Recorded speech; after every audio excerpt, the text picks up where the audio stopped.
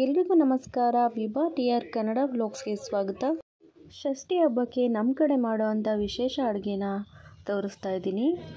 ನಮ್ಮ ಕಡೆ ಕಿಚಡಿ, ಕಾಯಿ ರಸ ಹಾಗೆ ಎಲ್ಲ ರೀತಿ ತರಕಾರಿಗಳನ್ನು ಬಳಸ್ಕೊಂಡು ಸಾಂಬಾರನ್ನ ಮಾಡ್ತೀವಿ. ಕಿಚಡಿ ಮಾಡೋದಕ್ಕೆ ನಾನು ಮೊದಲು ಇಲ್ಲಿ 3 ಗಡ್ಡೆ ಬೆಳ್ಳುಳ್ಳಿನ ತಗೊಂಡಿದ್ದೀನಿ. ಈಗ 1.5 ಸ್ಪೂನ್ ಆಗುವಷ್ಟು ಜೀರಿಗೆನ ಹಾಕಿದ್ದೀನಿ ನೋಡಿ. ಈಗ ಒಂದು ಅರ್ಧ ಸ್ಪೂನ್ ಆಗುವಷ್ಟು ಅರಿಶಿಣ ಪುಡಿನ ಹಾಕ್ತಾಯಿದ್ದೀನಿ. ಈಗ ಅರಿಶಿಣ ಪುಡಿ ಹಾಕಿದ ಮೇಲೆ ಗ್ರೈಂಡ್ ಮಾಡ್ಕೊಳ್ಳೋದಕ್ಕೆ ಎಷ್ಟು ಬೇಕು ಅಷ್ಟನ್ನು ನೀರನ್ನು ಹಾಕ್ತಾಯಿದ್ದೀನಿ. ಇದನ್ನು ತುಂಬ ನೈಸಾಗಿ ರುಬ್ಕೊಳ್ಳೋದೇನು ಬೇಡ, ಸ್ವಲ್ಪ ತರಿಯಾಗಿ ರುಬ್ಕೋಬೇಕಾಗತ್ತೆ. ನೋಡಿ ಈ ರೀತಿ ರುಬ್ಕೋಬೇಕಾಗತ್ತೆ. ಇವಾಗ ಗ್ಯಾಸ್ ಆನ್ ಮಾಡಿ ಕುಕ್ಕರ್ ಇಟ್ಟು ಕುಕ್ಕರ್ ಸ್ವಲ್ಪ ಬಿಸಿ ಆದಮೇಲೆ ಆಯಿಲ್ ಹಾಕೋತಾ ಇದ್ದೀನಿ. ಇಲ್ಲಿ ಒಂದು 50 ml ಆಗುವಷ್ಟು ಆಯಿಲ್ ಹಾಕಿದ್ದೀನಿ. ಸ್ವಲ್ಪ ಬಿಸಿ ಆದಮೇಲೆ 2 ಮೀಡಿಯಮ್ ಸೈಜ್ದು ಈರುಳ್ಳಿನ ಕಟ್ ಮಾಡಿ ಇಟ್ಕೊಂಡಿದ್ದೆ, ಅದನ್ನು ಕೂಡ ಹಾಕಿ ನೀಟಾಗಿ ಮಿಕ್ಸ್ ಮಾಡ್ಕೋಬೇಕಾಗತ್ತೆ. ನೋಡಿ ಈ ರೀತಿ ಚೆನ್ನಾಗಿ ಮಿಕ್ಸ್ ಮಾಡ್ಕೋಬೇಕು. ಈರುಳ್ಳಿ ಸ್ವಲ್ಪ ಚೆನ್ನಾಗಿ ಫ್ರೈ ಆಗಬೇಕು. ನೋಡಿ ಈ ರೀತಿ ಈರುಳ್ಳಿನ ನೀಟಾಗಿ ಮಿಕ್ಸ್ ಮಾಡ್ತಾ ಫ್ರೈ ಮಾಡ್ಕೋಬೇಕಾಗತ್ತೆ. ನೋಡಿ ಈರುಳ್ಳಿ ಇಷ್ಟು ಫ್ರೈ ಆದರೆ ಸಾಕು. ಇವಾಗ ರುಬ್ಬಿಟ್ಕೊಂಡಿದ್ವಲ್ವ ಆ ಮಸಾಲೆನ ಹಾಕ್ತಾಯಿದ್ದೀನಿ. ಈ ಮಸಾಲೆನ ಹಾಕಿದ್ಮೇಲೆ ನೀಟಾಗಿ ಒಂದ್ಸಲ ಮಿಕ್ಸ್ ಮಾಡ್ಕೊಂಬಿಡೋಣ. ನೋಡಿ ಈ ರೀತಿ ಚೆನ್ನಾಗಿ ಮಿಕ್ಸ್ ಮಾಡ್ಕೋಬೇಕಾಗತ್ತೆ. ಆ ಹಸಿ ವಾಸನೆ ಹೋಗಬೇಕು ಮಸಾಲೆದು. ಆ ಬೆಳ್ಳುಳ್ಳಿ ಮತ್ತು ಜೀರಿಗೆ ಇದೆಯಲ್ಲ, ಜೀರಿಗೆದು ಹಸಿ ವಾಸನೆ ಹೋಗಬೇಕು. ನೋಡಿ ಈ ರೀತಿ ಚೆನ್ನಾಗಿ ಮಿಕ್ಸ್ ಮಾಡಿಕೊಂಡು ಒಂದು ಸ್ವಲ್ಪ ಫ್ರೈ ಮಾಡ್ಕೊಳ್ಳೋಣ. ಇವಾಗ ನೀರು ಹಾಕ್ತಾಯಿದ್ದೀನಿ. ನಾನಿಲ್ಲಿ 2 ಲೋಟ ಅಕ್ಕಿನ ಹಾಕ್ತಾಯಿದ್ದೀನಿ. 2 ಲೋಟ ಅಕ್ಕಿಗೆ 4 ಲೋಟ ನೀರು ಹಾಕಿದ್ದೀನಿ. ನೀರನ್ನೆಲ್ಲ ಹಾಕಾದ್ಮೇಲೆ ಇನ್ನೊಂದು ಸಲ ಮಿಕ್ಸ್ ಮಾಡಿಕೊಂಡು ಅಕ್ಕಿ ತೊಳೆದಿಟ್ಕೊಂಡಿದ್ದೆ ಅದನ್ನು ಕೂಡ ಹಾಕ್ತಾಯಿದ್ದೀನಿ. ನೋಡಿ ಇವಾಗ ಇನ್ನೊಂದು ಸಲ ನೀಟಾಗಿ ಮಿಕ್ಸ್ ಮಾಡಿಕೊಂಡು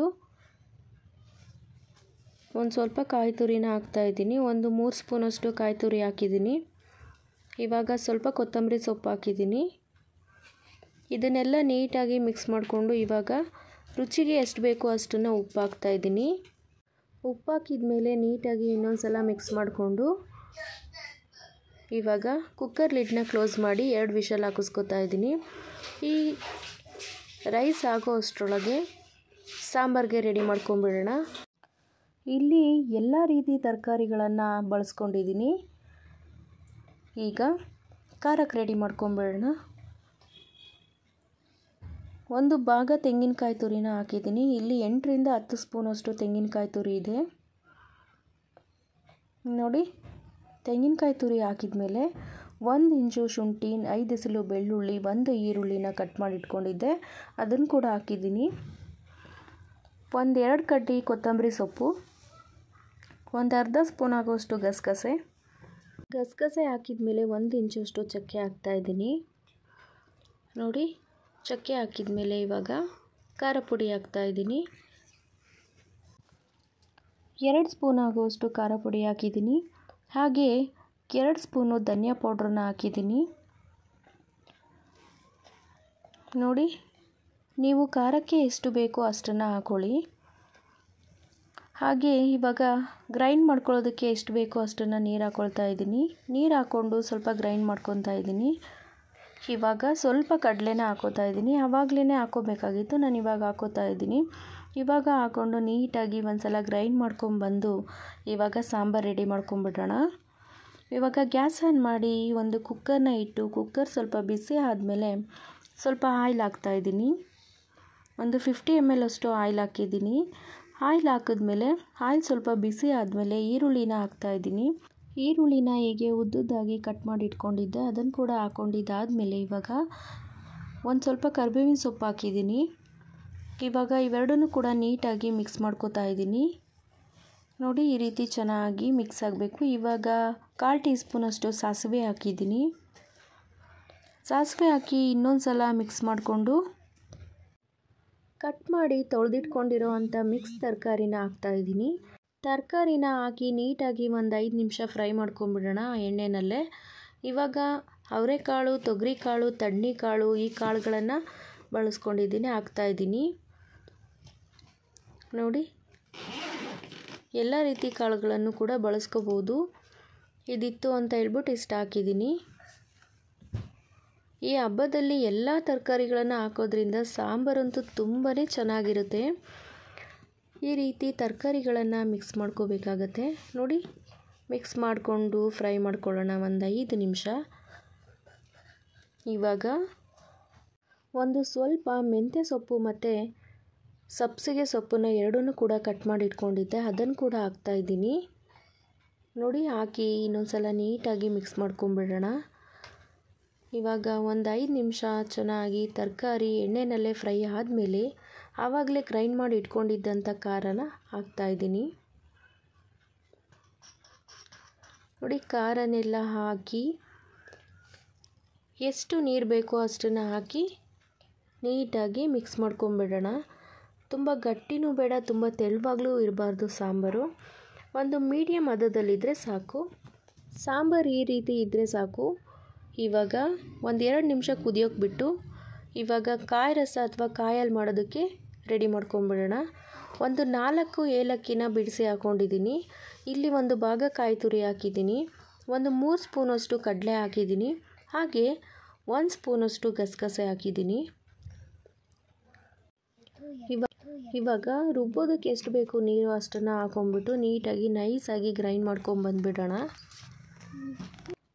ಇಲ್ಲಿ ನೋಡಿ, ಸಾಂಬಾರು ಚೆನ್ನಾಗಿ ಕುದೀತಾ ಇದೆ. ಇವಾಗ ನೀಟಾಗಿ ಇನ್ನೊಂದು ಸಲ ಮಿಕ್ಸ್ ಮಾಡ್ಕೊಂಬಿಡೋಣ. ನೋಡಿ, ಈ ರೀತಿ ಆಗಾಗ ಈ ಥರ ಮಿಕ್ಸ್ ಮಾಡ್ತಾ ಇರಬೇಕು. ಇವಾಗ ಒಂದು ಹುಣಸೆಕಾಯಿನ ಹಾಕ್ತಾಯಿದ್ದೀನಿ. ಎಲ್ಲ ರೀತಿ ತರಕಾರಿಗಳು ಮತ್ತು ಕಾಳನ್ನು ಹಾಕಿದ್ದಂಥ ಟೈಮಲ್ಲಿ ಈ ರೀತಿ ಹುಣಸೆ ಹುಳಿ ಬಿಡೋದ್ರಿಂದ ತುಂಬಾ ಚೆನ್ನಾಗಿರುತ್ತೆ. ಹಾಗಾಗಿ ಒಂದು ಹುಣಸೆಕಾಯಿನ ಬೇಯಿಸಿ ಎತ್ತಿಟ್ಕೊಂಡಿದ್ದೀನಿ. ನೋಡಿ, ಹುಣಸೆಕಾಯಿ ಚೆನ್ನಾಗಿ ಬೆಂದಿದೆ. ಈ ರೀತಿ ನೀಟಾಗಿ ರಸ ತೆಕ್ಕೊಂಡು ಇವಾಗ ಹಾಕ್ತಾಯಿದ್ದೀನಿ. ಈಗ ಸಾಂಬಾರು ಕುದಿಯೋ ಟೈಮಲ್ಲೇ ಉಪ್ಪು ಹಾಕ್ಬಿಟ್ಟು ನೋಡಿ, ರುಚಿಗೆ ಎಷ್ಟು ಬೇಕೋ ಅಷ್ಟನ್ನು ಉಪ್ಪನ್ನು ಹಾಕ್ತಾಯಿದ್ದೀನಿ. ಉಪ್ಪು ಹಾಕಿ ಲಿಡ್ ಕ್ಲೋಸ್ ಮಾಡಿ ಒಂದು 2 ವಿಷಲ್ ಹಾಕಿಸ್ಕೊಂಡ್ರೆ ಸಾಂಬಾರು ರೆಡಿ ಆಗುತ್ತೆ. ಇವಾಗ ಕಾಯಿ ರಸಕ್ಕೆ ಅಂತ ರೆಡಿ ಮಾಡ್ಕೊಂಡಿದ್ವಿ ಅಲ್ವಾ, ಅದನ್ನು ಕೂಡ ರುಬ್ಬಿದ್ದೀನಿ. ಕಾಯಿ, ಏಲಕ್ಕಿ, ಹಾಗೆ ಗಸಗಸೆ, ಕಡಲೆ ಇದನ್ನೆಲ್ಲ ಹಾಕಿ ರುಬ್ಬಿಟ್ಕೊಂಡಿದ್ದೆ ನೈಸಾಗಿ. ನೋಡಿ, ಮೊದಲೇ ಬೆಲ್ಲನ ನೆನೆಸಿಟ್ಕೊಂಡಿದ್ದೆ. ಈ ಬೌಲಲ್ಲಿ ನಾನು 1.5 ಕಪ್ ಆಗುವಷ್ಟು ಬೆಲ್ಲನ ತಗೊಂಡಿದ್ದೆ. ರುಚಿಗೆ, ಸಿಹಿಗೆ ಎಷ್ಟು ಬೇಕೋ ಅಷ್ಟನ್ನು ಬೆಲ್ಲನ ತಗೊಳ್ಳಿ. ಸಕ್ಕರೆ ಹಾಕಿದ್ರೂ ಚೆನ್ನಾಗಿರುತ್ತೆ. ಬೆಲ್ಲ ಆರೋಗ್ಯಕ್ಕೆ ಒಳ್ಳೆಯದಲ್ವ, ಸೊ ಹಾಗಾಗಿ ಕಪ್ಪು ಬೆಲ್ಲನ ಬಳಸ್ಕೊಂಡಿದ್ದೀನಿ. ನೋಡಿ, ಇವಾಗ ನೀರು ಎಷ್ಟು ಬೇಕೋ ಅಷ್ಟನ್ನು ಹಾಕಿ ಮಿಕ್ಸ್ ಮಾಡಿದ್ರೆ ಕಾಯಿ ಹಾಲು ರೆಡಿ ಆಯಿತು. ಕಾಯಿ ಹಾಲು ಅಥವಾ ಕಾಯಿ ರಸ ಅಂತ ಹೇಳ್ತೀವಿ. ಈ ಕಾಯಿ ಹಾಲು ಅಥವಾ ಕಾಯಿ ರಸ ಕಿಚಡಿಗೆ ತುಂಬಾ ರುಚಿ ಕೊಡುತ್ತೆ, ಅಷ್ಟು ಚೆನ್ನಾಗಿರುತ್ತೆ. ಸಾಂಬಾರು ಏನು ಮಾಡಿರ್ತೀವಿ ಮಿಕ್ಸ್ ತರಕಾರಿ ಸೈಡಲ್ಲಿ ಈ ಕಾಯಿ ರಸ ಜೊತೆ ಕಿಚಡಿ ತಿಂತಾಯಿದ್ರೆ ತುಂಬಾ ಚೆನ್ನಾಗಿರುತ್ತೆ. ನೋಡಿ, 2 ವಿಷಲ್ ಆಯಿತು. ಸಾಂಬಾರು ಕೂಡ ರೆಡಿ ಆಯಿತು. ಸಾಂಬಾರು ನೋಡೋದಕ್ಕೆ ಎಷ್ಟು ಚೆನ್ನಾಗಿ ಕಾಣಿಸ್ತಿದೆ, ಟೇಸ್ಟ್ ಕೂಡ ಅಷ್ಟೇ ತುಂಬ ಚೆನ್ನಾಗಿರುತ್ತೆ. ಎಲ್ಲ ತರಕಾರಿನೂ ಇರುತ್ತಲ್ವಾ, ರುಚಿ ಕೂಡ ಅಷ್ಟೇ ಚೆನ್ನಾಗಿರುತ್ತೆ. ಹಾಗೆ ಸಾಂಬಾರು ಕೂಡ ರೆಡಿ ಆಯಿತು. ಕಿಚಡಿ ಕೂಡ ತುಂಬಾ ಚೆನ್ನಾಗಿ ರೆಡಿಯಾಗಿದೆ. ನೋಡಿ, ಕಿಚಡಿ ನೋಡ್ತಾ ಇದ್ರೇ ತಿನ್ನಬೇಕು ಅಂತ ಅನಿಸುತ್ತೆ. ಮಕ್ಕಳಿಗಂತೂ ತುಂಬಾ ಇಷ್ಟ ಆಗುತ್ತೆ. ಇದಕ್ಕೆ ಮೆಣಸಿನ್ಕಾಯಿ ಅದೇನು ಯೂಸ್ ಮಾಡಿರಲ್ಲ, ಹಾಗಾಗಿ ಕಾಯಿ ರಸದ ಜೊತೆ ತಿಂತಾಯಿದ್ರೆ ತುಂಬಾ ರುಚಿಯಾಗಿರುತ್ತೆ. ಈ ಹಬ್ಬದಲ್ಲಿ ಎಣ್ಣೆನಲ್ಲಿ ಕರಿಯುವಂಥ ಯಾವುದೇ ಪದಾರ್ಥಗಳನ್ನು ನಾವು ಮಾಡೋದಿಲ್ಲ, ಇದಿಷ್ಟನ್ನೇ ನಾವು ಮಾಡೋದು. ಇದಿಷ್ಟು ಕೂಡ ತುಂಬಾ ರುಚಿಯಾಗಿರುತ್ತೆ. ಮನೇಲಿ ಒಂದು ಸಲ ಟ್ರೈ ಮಾಡಿ ನೋಡಿ. ಓಕೆ ಫ್ರೆಂಡ್ಸ್, ಈ ವಿಡಿಯೋ ನಿಮ್ಗೆ ಇಷ್ಟ ಆಗಿದರೆ ವಿಡಿಯೋಗೊಂದು ಲೈಕ್ ಮಾಡಿ, ಶೇರ್ ಮಾಡಿ, ಸಬ್ಸ್ಕ್ರೈಬ್ ಮಾಡ್ಕೊಳ್ಳಿ. ಹೀಗೆ ಸಪೋರ್ಟ್ ಮಾಡ್ತಾಯಿರಿ. Thank you all.